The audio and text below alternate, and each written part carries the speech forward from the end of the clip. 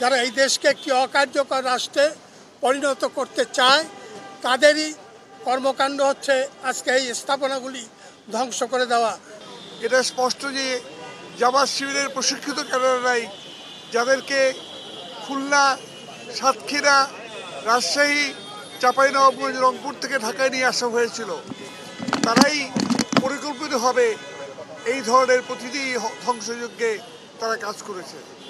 আমরা দেশবাসীকে বলবো যে তাদের এই সমুচিত যে ধ্বংসযজ্ঞের বিরুদ্ধে প্রতিরোধ গড়ে তুলে এই বাংলাদেশকে স্বাধীনতা উন্নয়নের পথে যেতে আমরা এগোতে পারি, তার জন্য আজকে এগিয়ে আসতে হবে। ধন্যবাদ সবাইকে।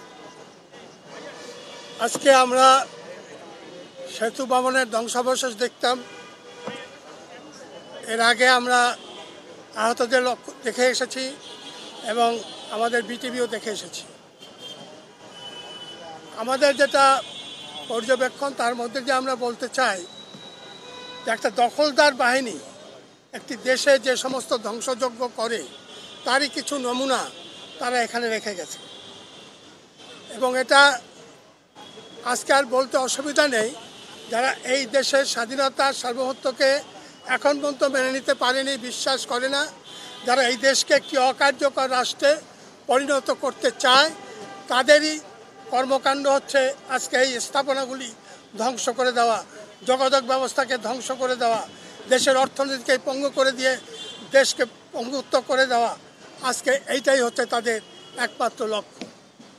আজকে যেহেতু এই দেশকে অতি অল্প সময়ের ভিতরে বঙ্গবন্ধু কন্যা শেখ হাসিনা একটি জায়গায় উপস্থিত করতে পেরেছেন, আন্তর্জাতিক বিশ্বে একটি সমাদৃত দেশ এবং জাতি হিসাবে প্রতিষ্ঠা করেছেন, এর জন্য তিনি হচ্ছেন তাদের গাত্রদাহ।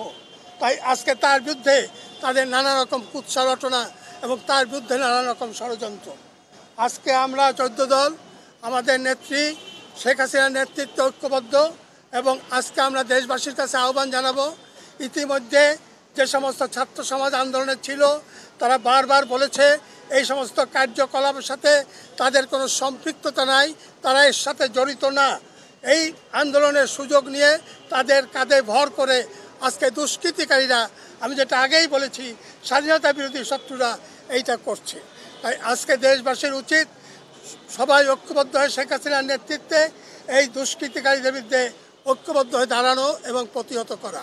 আমরা সবাইকে সেইভাবে আহ্বান জানাই। জয় বাংলা, জয় বাংলা।